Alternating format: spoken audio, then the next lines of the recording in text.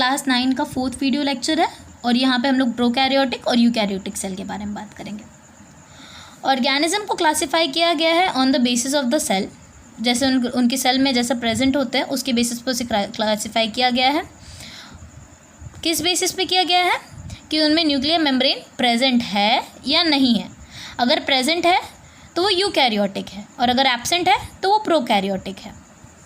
अब उस बेसिस पे सेल को 2 टाइप में डिवाइड किया गया है, प्रोकैरियोटिक और यूकैरियोटिक। पहला बात, न्यूक्लियर मेम्ब्रेन होता क्या है।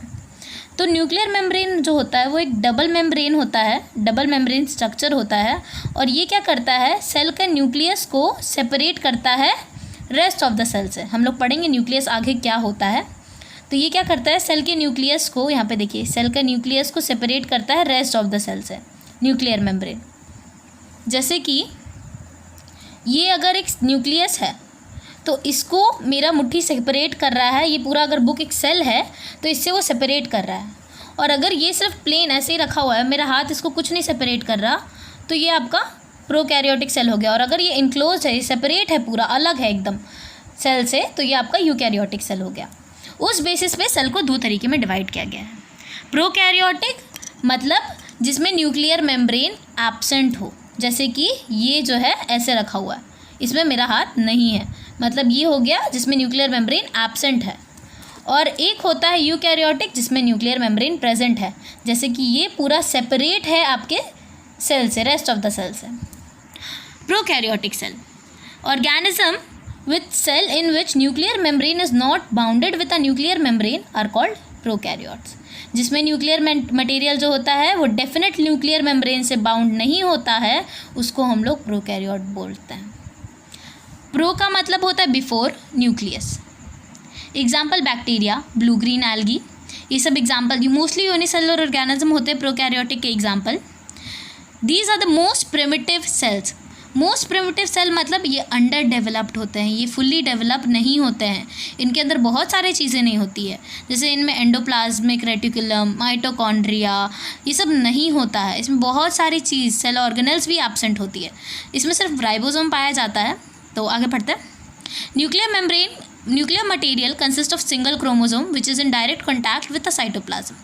न्यूक्लियस के अंदर हम लोग पढ़ेंगे कि क्रोमाटिन फाइबर होता है आगे, कि क्रोमेटिन फाइबर होता है, इसको आप लिख भी सकते हैं।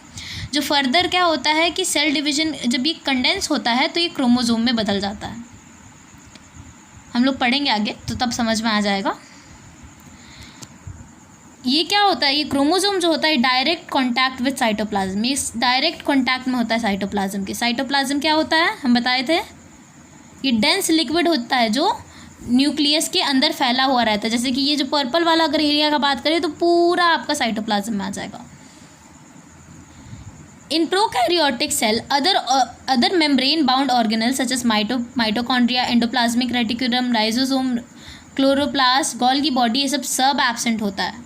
हाउएवर इसमें राइबोसोम प्रेजेंट होता है। यूकैरियोटिक सेल, यूकैरियोटिक सेल का बात करें तो ये सब एडवांस सेल्स होते हैं। 1 मिनट, जैसे कि न्यूक्लियर मेम्ब्रेन का एक एग्जांपल है न्यूक्लियस, जिसमें 2 मेम्ब्रेन होता है। जैसे ये देखिए, आउटर मेम्ब्रेन ये हो गया, इनर मेम्ब्रेन ये हो गया। वैसे ही ये न्यूक्लियस का हम दिखाएं, और ये है आपका प्रोकैरियोटिक सेल, जिसमें आपको यहाँ दिख रहा है, यहाँ पे राइबोसोम, ये डॉट डॉट एकदम ब्लैक जैसे स्ट्रक्चर दिख रहा है ना, वो राइबोसोम है। ये क्रोमोसोम है, देखिए एकदम पतला थ्रेड लाइक स्ट्रक्चर दिख रहा होगा।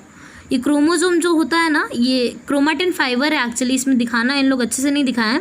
क्रोमोसोम जो होता है वो कुछ इस तरीके का होता है, इधर देखिए ऐसे करके होता है, यही क्रोमाटिन फाइबर होता है। मैंने अच्छे से नहीं बनाया है।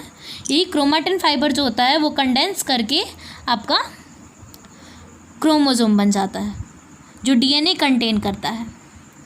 यहाँ पे कोई सेपरेट आपको दिख नहीं रहा होगा, कुछ माइटोकॉन्ड्रिया ये सब नहीं है। माइटोकॉन्ड्रिया देखिए यहाँ पे, ये परफेक्ट न्यूक्लियस है, यूकैरियोटिक न्यूक्लियस है, इसको हम लोग बताएंगे।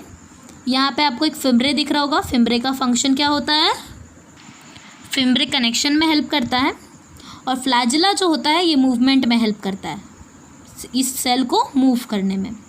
सेल मेम्ब्रेन और सेल वॉल जो होता है, ये सेल वॉल होता है मोस्टली ये प्लांट सेल में मिलता है, और सेल मेम्ब्रेन प्लाज्मा मेम्ब्रेन भी इसको बोलते हैं। ये सिर्फ सेल वॉल जो होता है सिर्फ और सिर्फ प्लांट सेल में मिलेगा, जबकि सेल मेम्ब्रेन है बोथ प्लांट और एनिमल सेल में मिलता है। राइबोसोम हम आपको दिखा दिए। न्यूक्लियोइड रीजन यहाँ पे देखिए, ये जो रीजन है ब्लू कलर का और इसके अंदर जो पूरा है ये न्यूक्लियर रीजन होता है। ये यूकैरियोटिक सेल है, यहाँ पे आपको सब मिलेगा। ये न्यूक्लियस है, यहाँ पे आपको राइबोसोम भी मिलेगा, इसमें माइटोकॉन्ड्रिया भी मिलेगा। ये यहाँ पे आपको रफ एंडोप्लाज्मिक रेटिकुलम मिलेगा। ये न्यूक्लियस है, ये देखिए, ये जो होता है ये परफेक्ट न्यूक्लियस होता है और ये डेवलप्ड न्यूक्लियस है। जैसे कि ये जो था ये प्रिमिटिव था, ये डेवलप्ड नहीं है। इसमें आपको ना माइटोकॉन्ड्रिया मिलेगा, ना एंडोप्लाज्मिक रेटिकुलम मिलेगा, ना गोल्गी एपैरेटस मिलेगा, कुछ नहीं मिलेगा।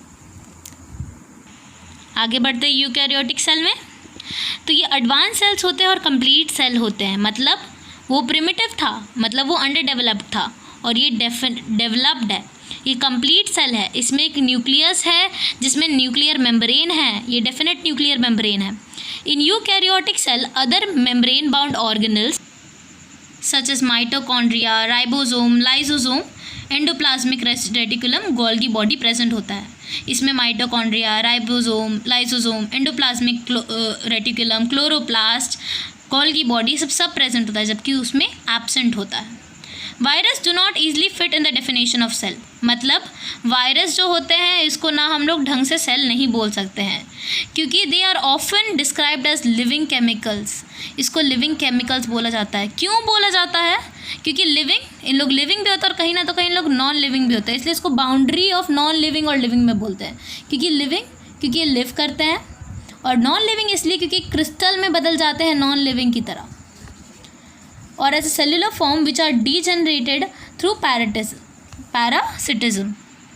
Virus is an infectious or subcellular ultramicroscopic particle. Ultramicroscopic particle infectious होते हैं, इन्फेक्शन जो कॉज करते हैं, और इन लोग अल्ट्रा माइक्रोस्कोपिक पार्टिकल होते हैं which divide only in the host cell. Host cell मतलब किसी और सेल के अंदर इन लोग डिवाइड करते हैं, और ये ट्रांसमिट होते हैं किससे? इंजेक्शन से भी ट्रांसमिट होते हैं, और causes characteristic reaction in the host cell. मतलब ये इन लोग खुद में रिएक्शन नहीं कॉज करेंगे, इन लोग किसी और होस्ट सेल के, जैसे हम लोग के अंदर घुसेंगे तो हम लोग के सेल में हम लोग को हार्म करेंगे।